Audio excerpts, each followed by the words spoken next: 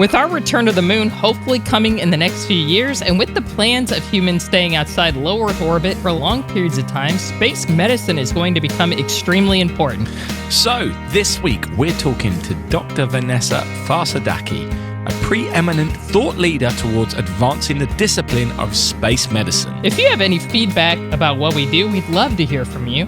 You can do this via our social media pages at Space and Things 1 on Twitter and at Space and Things Podcast on Instagram and Facebook, or via the contact form on our website. And please hit the share button to help us out. But right now, enjoy episode 114 of the Space and Things Podcast. Oh my God! Unbelievable! Unbelievable, but it is right to touch. You are listening to Space and Things with Dave Giles and Emily Carney.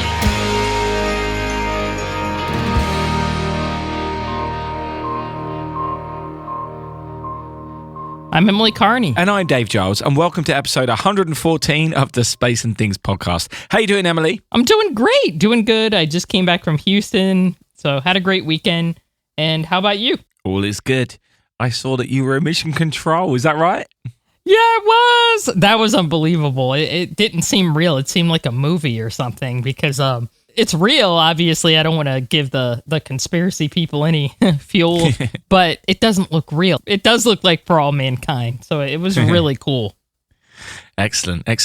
Did you manage to watch the Falcon Heavy launch this morning? I'm real embarrassed to admit this. I just missed it. I was still waking up and feeding my cats and stuff like that. I couldn't have seen it from where I'm at because there was a lot of fog this morning on both sides of the coast.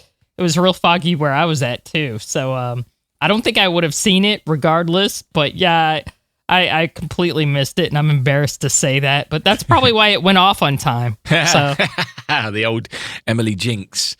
Yeah, it probably went off because I was not viewing it. So yeah. Glad it went off. That's pretty cool. It went off seemingly on time, which is really cool. Yeah, it was interesting watching it with all the fog, even on the live stream. I imagine, though, there was plenty of people who made the journey over there, or photographers who'd set their cameras up, who were cursing about the fact they didn't get to see anything. Yeah, I know. I saw the press site, a few pictures from that. I was like, oh man, that stinks. They all got up and went over there at an early time, and there's like no visibility. That sucks. They would have heard the sonic booms, though. That would have been cool. Yeah, that's cool. I mean, at least they would have gotten that. They would have gotten something out of it. They just couldn't see it. Yeah. Right. Space medicine is this week's subject. And to talk us through what it means now and what it might mean in the future, we've got one of the biggest minds in the business on the podcast, Dr. Vanessa Farsadaki. Possibly the most intelligent person I've ever spoke to. She's got more letters after her name than I've got hairs on my head. That's right. Dr. V, as she is known colloquially, is a medical doctor of Greek descent, but is a citizen of the United States. As Dave said, she has many degrees in biology, genetics, astronomy, astrophysics, and business leadership. She has authored and co-authored many articles advocating for advancements in her field, and her knowledge about radiation exposure and protection have made her a sought-after advisor on high-end programs of note. She's also fluent in 18 languages. Oh my gosh. Oh my goodness. I don't know if I don't think I'm even fluent in English at this I was point. about to say, anyone listening to this knows that you and I struggle with English most days. Yeah, I struggle with English, so that is incredible. Isn't it just? Yes. This interview was recorded a few weeks back, and unfortunately, I was unavailable to be a part of it. But Emily, you did provide me with a number of questions to ask, so I consider it still very much a team effort. So let's listen to this interview. Pleasure, clear the tower. I got a pitch and a roll program, and this thing is really going. Roger, Pete. Welcome, Dr. V. Thank you so much for joining us on Space and Things. Let's get started. What got you into space medicine, and have you always had an interest in space, perhaps all the way back to your childhood? Well, isn't it a classic? Yes. Well, being of Greek origin, I remember being a child and sleeping outside during summer nights, looking up to the stars and dreaming and exploring navigation through the stars because we're close to the sea as well. So yes, ever since I can remember myself, it has all been about the sky.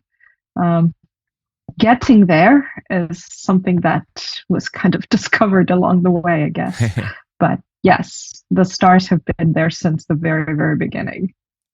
Of course. So, of course, that's how space is there. How did the medicine come into it? Obviously, you went to medical school, but how do you go from someone who likes looking at the stars to being a specialist in space medicine? Well, to be honest with you, Dave, I had aimed to become a doctor, a medical doctor, that is, since my grades were quite good with anything science and anything math and anything languages and anything.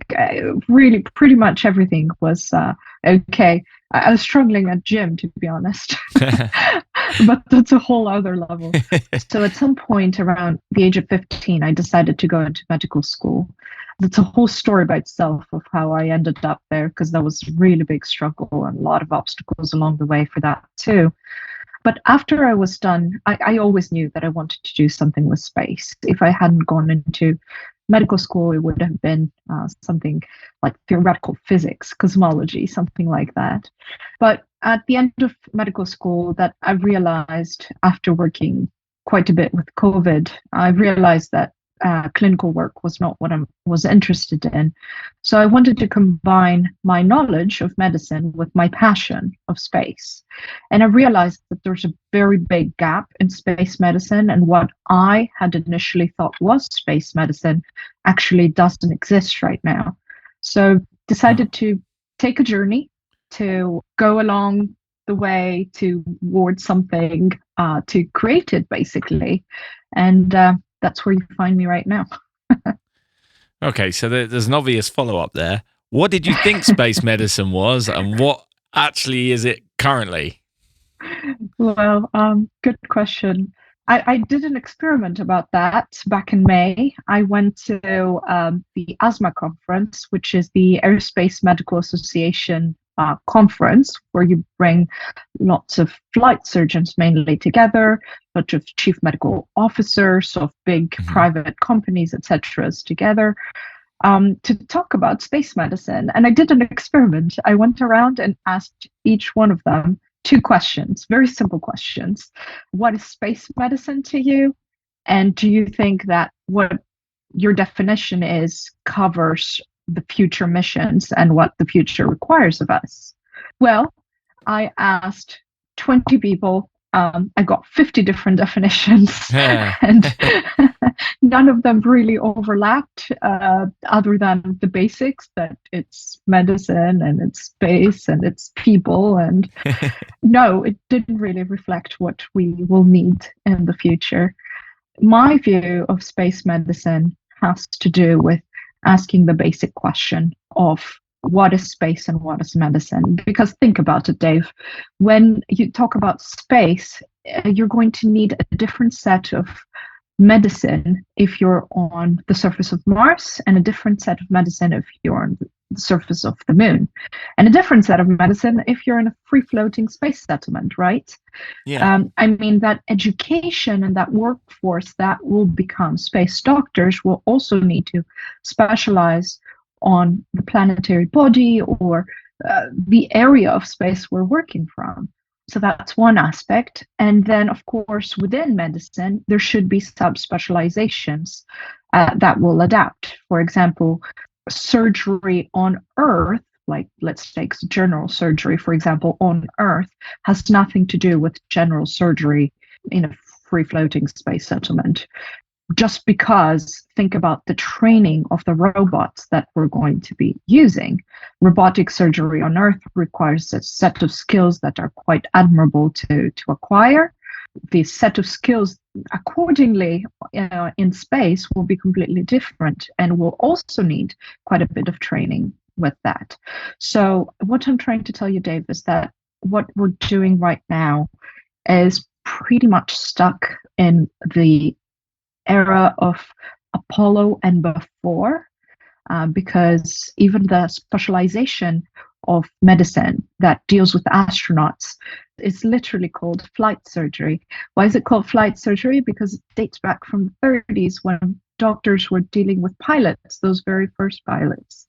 And yet we haven't evolved from that, not even from that definition and that term. So truth is that we need to really evolve and start building something new because we're not ready for what's coming as it is right now. Yeah, that's really interesting, actually. It's actually a lot bigger than you think, isn't it? Because it's not just taking what we know about medicine on Earth and transferring it. It's complete different skill sets, isn't it? Depending on where you are. Exactly. On what body or not on a body or whatever it is. It's crazy, isn't it? I'd not even thought of it in those terms. It's not just that, Dave. It also has to do with every single other job, pretty much. In a few years, 10 years down the line, we're going to be asking a little bit more, maybe. We're going to be asking, hey, what's he do? Oh, I'm a hairdresser. Great. Earth or space? Yeah. Space. Oh, great. And which part of space? Because that reflects on what kind of education you got, right? Absolutely. How it's a different set of skills. Think about dentists. Think about musicians, how music would propagate and what music would be interesting culturally on a space settlement would be so much more different from what is interesting on Earth. And of course, then we'd go into astrosociology, which would have to do with entire society, mentalities, and cultures. But this is a whole other topic, I guess. But equally very fascinating. Absolutely. I imagine that most people listening to this podcast, like me, let's go take it to that Apollo era that you mentioned earlier. Most of us have the understanding that there is a thing called space sickness. Mm-hmm. And that can affect anyone, regardless of your background and training. It just seems to randomly affect various people. How much do we actually know about this now? Because back then it was completely new. No one knew what it was, what was causing it. 50 years on, have we learnt that much about this with the 700 people or so that have gone into space? Where are we with that? Well, that's an interesting question. So just to understand it a little better, it would be like comparing it to the kind of seasickness one might get while on a boat. That being said, what do we know from seasickness? We know that some people get it and some people don't, right? And it also, we have observed that it tends to be genetic. If your parents have had it, there are high chances that you might have it too. Oh. I might skip a generation. Like, this is not written in stone, but there do seem to be some trend. So similarly, we have seen with astronauts that some people get it, some astronauts get it, and some astronauts don't. Nowadays, NASA prefers the term adaptation sickness, right? Because it usually happens in those few first days, and it's usually the days that the body is trying to adapt to space, right? It might be dizziness, some headaches, some nausea. Rare occasions you might have vomiting, but it's usually just nausea. Very, very similar to what we know as seasickness. And of course, there's also the aspect, which is different from seasickness, of disorientation and losing where up and down is, of course, because as you're free floating there, you don't know where up and down is. Yeah. So you have this feeling of being lost. The more time you spend on the ISS, for example, which is where we have observed it mostly nowadays, due to sample size, of course, the more it tends to go away after a while. So some people have it, some people don't. It occurs spontaneously, it leaves spontaneously. You might get some Dramamine or like seasickness medication, right? Same way to treat it, just to try to calm your body down and your psychology down, that it's okay, you're here, you're home, nothing's going to happen to you. Concentrate for the psychological part, and then the physiological just spontaneously goes away after a few days. That's all we know, though. So a lot to be learnt there, I guess. And this is potentially a huge question, but what do you consider the most important findings we've had in space medicine so far? Is there anything other than space adaptation sickness that happens to the human body that we should be aware of, perhaps? Oh my, that is a huge question, Dave. Yeah, I did say so. So during my postdoc, I worked on something that I find quite interesting. I did radiation protection of astronauts from a genetic perspective. And let me explain to you what I mean. As most listeners might know, we are very much protected on Earth, right? We have an atmosphere, we have a magnetosphere, meaning that our planet is a magnet, and therefore we are protected from whatever harmful radiation might be coming from out there. Now, that being said, when we leave that protection, we're no longer protected. Therefore, we're exposed to all sorts of harmful things. And it turns out, after astronauts from the very small sample that we've had up to now, after astronauts come back, it turns out that a few years later, they might develop some cancers, or they might end up having some mutations within their DNA that lead to cancers or any radiation sicknesses that might be more chronic rather than acute, because the acute ones, we see them a lot faster, and it's usually not related to space. So Right. in space, we usually tend to see the chronic things, the ones that take time. So they're in risk of two things: cancers and getting such mutations that their progeny, therefore children, might end up having problems because they transfer their DNA to their children. Now, 2/3 of astronauts from the sample that we have come back and have these kinds of problems. However, there's 1/3 that come back and don't have any kind of problem of sort. So we realized, well, we asked ourselves, why is that, first of all? And turns out, intrinsically, all the way from the bacterial ancestor, we still have some genes in us that, if they're expressed enough, act as shields to radiation. Wow. And we therefore get protected, and therefore our DNA gets protected.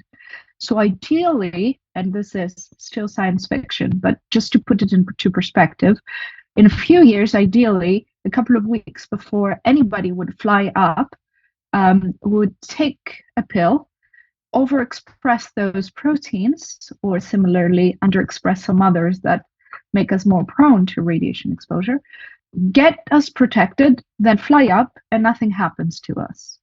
So I think that's this is one of the areas that NASA is working on quite a bit right now. So it's really fascinating, and I'm very proud to have been part of that project.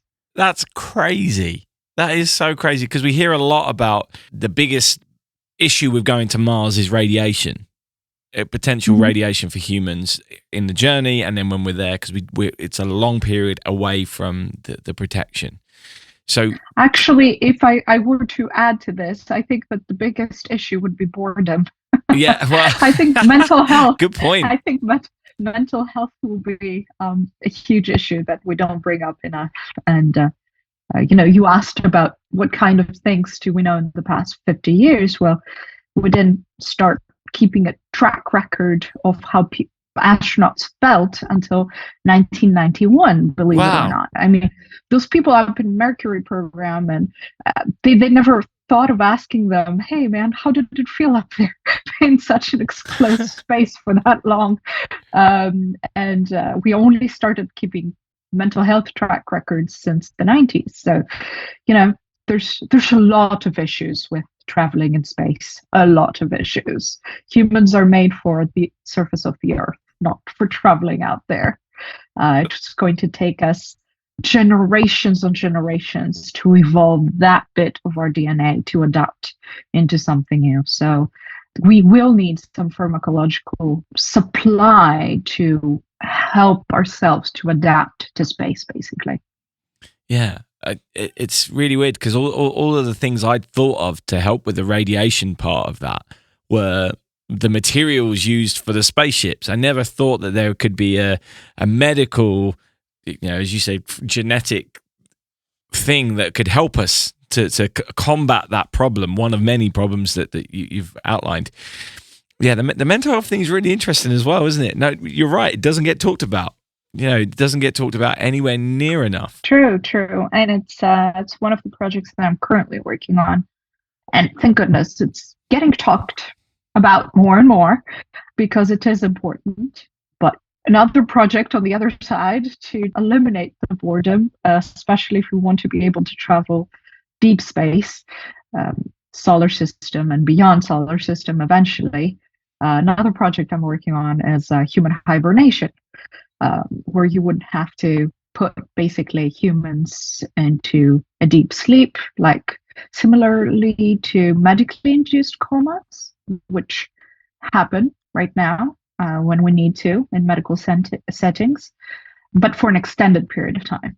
So there's two sides to it, right? Either put them to sleep and make sure they wake up when they reach the destination after hundreds of years, or make sure that we talk to the engineers to make the spaceship stimulating enough as to not lose our mental health.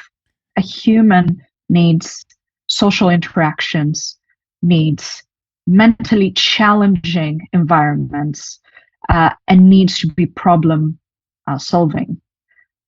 If we stop solving problems, we'll lose this evolutionary part of our brain that has to do with thinking, basically. Yeah. And that's dangerous because we won't be humans anymore, right? Yeah, Yeah, for sure. So this hibernation thing, this is really blowing my mind now. I mean, I've seen this in sci-fi. I mean, I know that people have talked about this. I had no idea that people are actually working on this. Absolutely. Is this something that is near some kind of test phase on this planet, or are we still a few years off? Not quite. We're a few years off. However, especially in space, but regardless the domain, when you see money getting invested into an area, you know that it's moving forward, and money is getting invested into this, so it means we're getting there. That's We'll crazy. get there soon. Yes. That is crazy. I don't know what to say to that. Anyway, I'm gonna change tack a little bit. It's, the mental health thing has made me think about Scott Kelly's book, Endurance. Scott Kelly, the guy who spent nearly a year in space, he's written a great book about what it was like to be in space for a year. And he talks about some of the problems with that. He doesn't go as far as talking about mental health per se, but he talks about his feelings and how it felt and the boredom and some of those things. The other thing he talks about a hell of a lot is CO2. The carbon dioxide problems that he thinks were grossly overlooked on the ground, that they weren't listening to the astronauts' experiences, saying, hey, I'm getting these headaches, I'm getting these lack of focus in the vision, and it's because of the CO2 is too high. The CO2. Is that something which the medical profession are helping NASA with to understand, to improve, or are NASA kind of on their own path with those kind of things? Okay, so just to explain a little bit for the listeners what it is that the issue is on the ISS. We know that here on Earth there are winds, right? We have an atmosphere, things move around. There's a certain composition of the air, which we as humans have evolved with and breathe very finely with.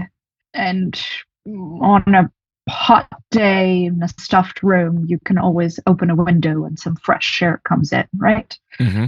Now, there are few differences with that statement with the ISS. First of all, there's no fresh air for you to open a window. You can't open a window. Second of all, you need to create an artificial atmosphere inside so that we don't end up having to wear those big suits with the oxygen tanks and everything attached to them. That being said, as the circulation of air isn't as effective all the time, there are some areas of the ISS inside that get those pockets of CO2, as we call them. So there are some areas, which we don't know which ones, might get a little bit of a concentrated CO2. And while an astronaut might be working in the area, will not realize that, oh, I'm breathing CO2, a higher percentage of CO2 than I should have. And we realized that from the symptoms of, again, dizziness, a big headache. If they keep on working and don't stop, which they have the directive now to stop. Well, if they realize this, they have to stop. But if they don't, they will start having trouble breathing. It gets really serious. So it's true that, Dave, we have a very big issue with this, the agency, but especially in the space sector, regardless of the company.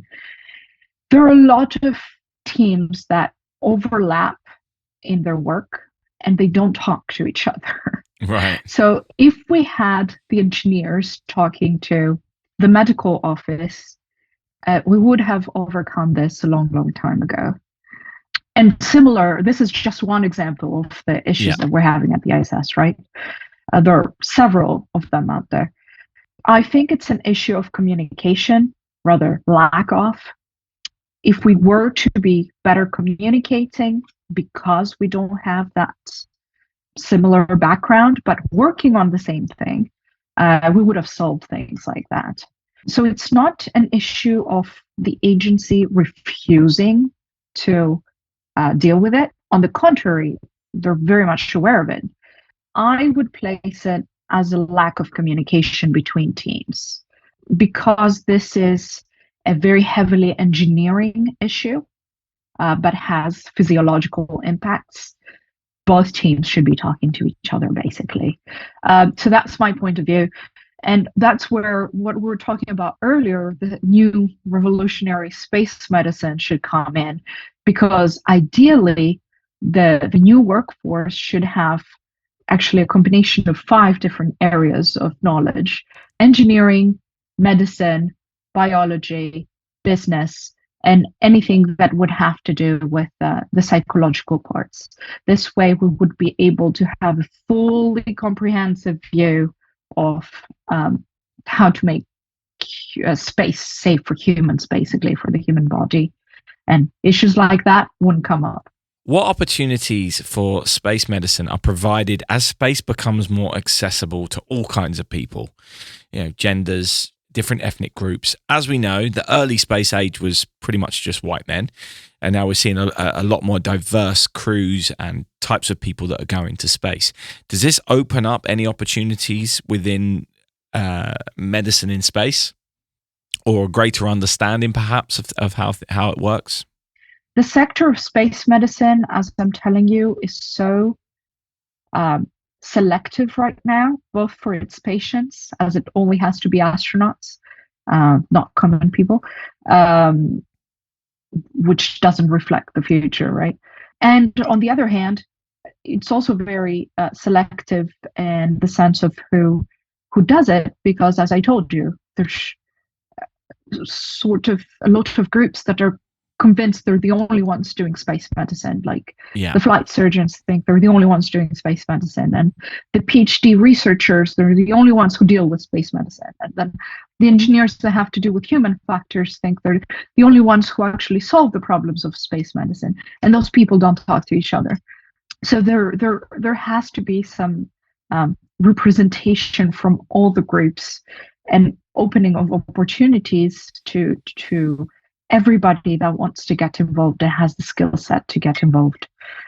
I do notice as well that there's the generation of the Apollo program and the shuttle program even more, who is the older generation of workforce within the space sector right now, within space medicine right now, that are still a little in their own ways of the past. And especially space medicine needs to evolve. All other sectors, like engineering, technology, have been evolving by the second, especially now with the privatization and everything that's been happening on the private side. However, space medicine has really, really got stuck in the flight surgery idea of the 30s, and then what it evolved to with the Apollo program.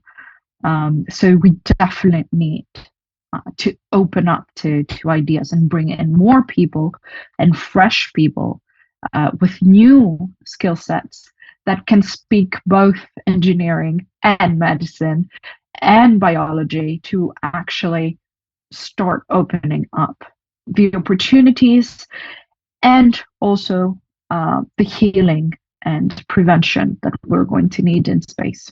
Absolutely. So finally, would you like to go to space to be either an experimental subject or to do some experiments? I'm actually going to be flying up in July of 2024. There we go. So I can't say what I'll be doing quite yet, but it was one of my long-term goals to be able to perform scientific experiments in space and to put both my body but also my knowledge to the test. Try to push those little boundaries, do as much as I can, and maybe publish a few papers from what I get and see how that goes. But oh yes, absolutely, somebody has to do it. Absolutely, they really do, and you'll be the first Greek. That is correct. Let's Yes. see if anybody else flies up. Beforehand, maybe. Yeah, well, that's great news. I wish you all the best on those endeavors, and thank you for coming on and spending some time and explaining some of these things for us. So much here has opened my mind to exactly where we're at and how far we've got to go to really embrace space medicine and understand it, and it not just be this flight surgeon idea from the 1930s and move forward into what it actually needs to be now. So thank you for opening my eyes to that. I really, really appreciate that. Of course. Thank you. I actually have a book that's coming out in a few months that's just about that, the revolution of space medicine and the needs that we're going to have. But yeah, stay tuned, I guess. We will do, and we will make sure that our listeners are very aware when that's out. Thank you so much. Thank you. Hey, that's one of the better sims, believe me. We've had a couple of cardiac arrests down here too, Pete. There wasn't any time for that up here. So as I said earlier, I think she's possibly the most intelligent person I've ever spoke to, but there were some genuine wow moments in that I was not expecting. Wow number one, the radiation chat. So 1 in 3 astronauts who comes back from space doesn't have, or while they're in space and when they come back, doesn't have any issues with radiation. Now, they've found out the protein in the DNA that makes that person like that. And they make an appeal for the other people to have so that radiation sickness won't be a thing in space. I mean, that's mental, isn't it? I've been a rad worker before, and it's always just like, yep, there's nothing you can do about it. And it is weird because, as she pointed out, some people have a different reaction to it than others. Some people aren't affected, and some people are affected. And I guess in the past, nobody knew why. It was just one of those weird things. Like, I've read stories, in books about people, being exposed to like tons, like contaminated, and they were fine. They never had a problem. And meanwhile, other people got cancer. I mean, it's just very random. For me, it's always been mystifying, and it looks like now, we've gotten closer to solving that issue, and that's great because now it's going to allow us to be a spacefaring civilization, because that's a big problem in spaceflight, especially as we're going, to the moon and to Mars and, potentially to other deep space areas. You're going to have to worry about not only, the radiation a planet might have itself, but also the sun has radiation. What if the sun lets go of one of those coronal ejections and hits you? That's a lot. I mean, that's there's a whole book Jerry Brennan did on it, which underscores the horrors of that. I always assume, well, we're never going to figure out why. We're never going to figure that out. I always thought that the only way they were going to figure it out is by building a structure around us. Yeah. To prevent it, rather than it being something within our DNA which potentially could help. And I still don't think, I should have asked this question, but I still don't think it's going to solve all the radiation problems. But if you can get a big chunk of it solved by figuring out why some people don't have any problems with it, in space, in low Earth orbit. That's got to be extremely helpful. Yeah. The other big wow moment was obviously lots of talk about mental health of astronauts, especially on these proposed long duration missions where they could be floating around in deep space with nothing to look at. I mean, you just can't imagine that, can you? That the idea of just having nothing out your window other than black for months on end. I mean, that's pretty crazy. So the idea that they are actually, like in the movies, looking at human hibernation and that this could be a thing is mental. That would be really cool, actually, because I've often thought about that. You know, like, yeah, I would love to go to deep space, but what the hell are you going to do for like 6 months to a year? You know, I mean, or longer. Like, that's a long time. Yeah. There's plenty of space books to read. Yeah, there's plenty of books to read, but it's like, you know, there's no sun, you know, you may not be getting direct sunlight, and that actually is a big deal, you know? I mean, it contributes to your mental health, and it also contributes to, you know, how much vitamin D you get, which is also important. I've really thought about that, like, man, how are they going to beat that issue of, because for me, I mean, I'm from Florida, I like to see the sun. That would drive me crazy, probably, but yeah, the idea of being able to sleep through it, yeah, sign me up. I love to take naps, so I'll do that. Sign me up. I'm ready. Absolutely. So it was a fascinating interview, and I think this week and last week we've had people on who are both talking about the future of spaceflight and their visions of how that's going to be based on what they're actually working on and what they actually believe is technically possible is nowhere where I thought it was going to be. Like, it's so much further along than I thought we would be. And isn't it just an incredible time to be alive and be into spaceflight?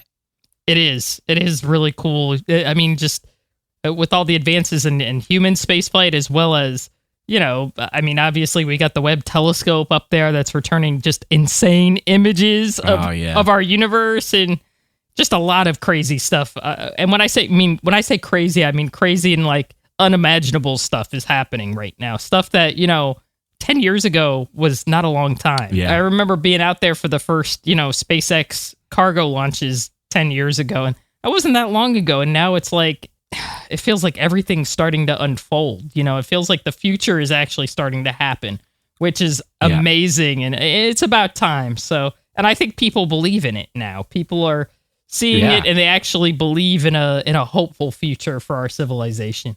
All right. So I loved that interview, and we've had a couple of really good ones recently. If you want to know more about Dr. V, then she said to tell you that her Instagram is where she keeps most things up to date. That's astro_Vanessa on Instagram. Go and give her a follow, and make sure you're the first to know what she's up to. All other links will be in the show notes. And if you want to watch that interview in full, then head over to our Patreon page, patreon.com/space and things. For Dr. Curran, why were you the only crew member who didn't swear when the first docking attempt failed? I was too stupid to realize the serious implications of our problem.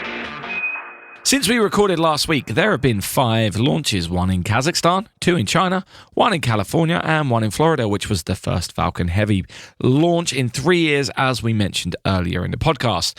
Full details of these launches, their payloads, and any videos can be found in the show notes on our website, spaceandthingspodcast.com, or click the link in the description of this podcast. The SpaceX Falcon Heavy wasn't the only heavy rocket to launch this week, though. In China, the Long March 5B rocket was used to deliver the laboratory cabin modules into orbit, which are a major element of the Chinese Tiangong space station. Last week, we spoke about a beautiful new image taken by JWST of the Pillars of Creation. That image was taken by the telescope's near-infrared camera, but they've now published another photo of the pillars taken by the mid-infrared instruments. In this new version, the dust clouds appear to have a blue tinge in front of a spooky red background. A perfect Halloween image. These two images are just so beautiful, but so different, with the two instruments showing off their unique features. European Space Agency officials wrote the following about the latest photo taken by the mid-infrared instruments. Thousands of stars that exist in the region disappear from view, and seemingly endless layers of gas and dust become the centerpiece. It's this dust, which is an essential ingredient for star formation. That is incredible. Yeah, well, I might need to be a bit careful because I've been cleaning my old flat, and the dust behind the sofa was quite overwhelming. So hopefully, I'm not building my own star system behind my old sofa. Yeah, we are all made of stars, as old Carl would have said. Anyway, yeah, talking of the European Space Agency, their Solar Orbiter spacecraft has taken the highest resolution video ever of the upper layer of the sun's atmosphere, which is also known as the corona. It used the orbiter's extreme ultraviolet imager, and it seems surprisingly calm given the recent solar activity that's been experienced. The orbiter was 27 million miles from the sun's surface when it took the video, which is, of course, 43 million kilometers. And each pixel covers an area of 65 miles wide, which means 17 Earths could fit across the image. This is a really stunning video, which you really should check out if you haven't seen it. October was a good month for amazing imagery from space. The Lucy spacecraft recently performed a flyby of the Earth as part of its journey to the Trojan asteroids, and it sent back some incredible photos. On October 13th, it took a photo of the Earth and the Moon from a distance of about 890,000 miles, or 1.4 million kilometers in Dave's language. You really get to appreciate the distance from the Earth to the Moon in this shot. It's a lot different from the drawing on the blackboard drawn by Ed Harris while he was portraying Gene Kranz in Apollo 13. It's really quite amazing to see how small everything really is. The spacecraft also used the flyby to test out its long-range reconnaissance imager by taking some stunning close-ups of the Moon. The science team has done a great job of creating some photo mosaics from these images that show huge sections of the Moon to the resolution of 8.8 miles per pixel. That's really awesome. Again, you really should check out all of these images. Dave will either upload the images or share the links within our show notes. Yes, I will. And while we're talking about amazing space photographs, I'd like to mention this following story. NASA's Voyager project obviously has taken many iconic photos of our solar system before each of the spacecraft moved out into interstellar space. And this week, the chief scientist of that mission, Dr. Ed Stone, has finally retired after working on the project for 50 years. In a NASA statement, Dr. Stone has said, "It has been an honor and a joy to serve as the Voyager project scientist for 50 years. The spacecraft has succeeded beyond expectation, and I have cherished the opportunity to work with so many talented and dedicated people on this mission. It has been a remarkable journey, and I'm thankful to everyone around the world who has followed Voyager and joined us on this adventure." Enjoy your retirement, Dr. Stone. That's bittersweet because it's like you're happy he retired, but at the same time, it's sort of like the end of an era, you know? Absolutely, yeah. Yeah, it's sort of like, that stinks. I love that guy. Sometime in the next week, the Joint Polar Satellite System will be launching from Vandenberg, and it's the third of 5 polar orbiting satellites, which will help scientists predict extreme weather and to better understand how these events affect our planet. The first of these satellites was launched in 2011, the second in 2017, and the final 2 are planned for 2027 and 2032, respectively. It will become quite the comprehensive imaging system, with each satellite orbiting the Earth 14 times a day. The latest of these satellites will be able to observe every place on the Earth at least twice a day. The idea of these satellites is to help to understand the butterfly effect of one extreme bit of weather on the other part of the world, on another part of the world, I should say. For example, Hurricane Ian, which recently wreaked havoc on parts of Florida, initially began as a tropical atmospheric wave off the coast of West Africa. And trust me, we in Florida were watching that the whole time. I mean, when it was a wave in Africa, we were like, is that coming? And we saw it. Oh my God, it was crazy. I don't know if it's good to know you've got this scary thing coming your way, but it's good to know so you can get out. I mean, I suppose so. Yeah, absolutely. Like, we got out a couple days before just to get, and thankfully we didn't get a direct hit. We still got the storm, but we got out early enough so in case, that we got flooded, we would be okay. We would be safe. So it is a good thing. Yeah. And finally, I'd like to bring a new film to your attention. Good Night, Opie will be out on Prime Video on November 23rd, and it's also getting a few screenings in cinemas as well. For example, there is one in London this Friday, which annoyingly I can't make. Anyway, it's the story of the Opportunity Mars rover, and the trailer got me quite excited. Opportunity was supposed to last for just 90 days, but ended up lasting for 15 years, and I'm sure many of us remember the final message from that rover. NASA really did a great job of connecting people with this mission, and I actually think this movie might be quite emotional. The trailer is, of course, in the show notes. That's right. Capcom, it's very easy to maneuver with the gun. The only problem I have is I haven't got enough fuel. The only thing I wish is I had more. This is the greatest experience I've just remembered. That's it for this week. We hope you enjoyed our podcast. We're just a month away from when Dave and I will finally meet in person for the first time, which is crazy. We've known each other for years, so it should be an exciting few weeks. We've got to figure out exactly what we're going to do when we're at the Cosmosphere together, but also we hope to see some of you at the big event on December 2nd. So please let us know if you're going to be there. Yeah, it's going to be great. I'm ridiculously excited. Even the weak pound hasn't taken away my excitement. Anyway, thanks for listening and thanks for supporting what we do. Until next time, don't forget that in space, no one can hear you stream. Space and Things has been brought to you by And Things Productions.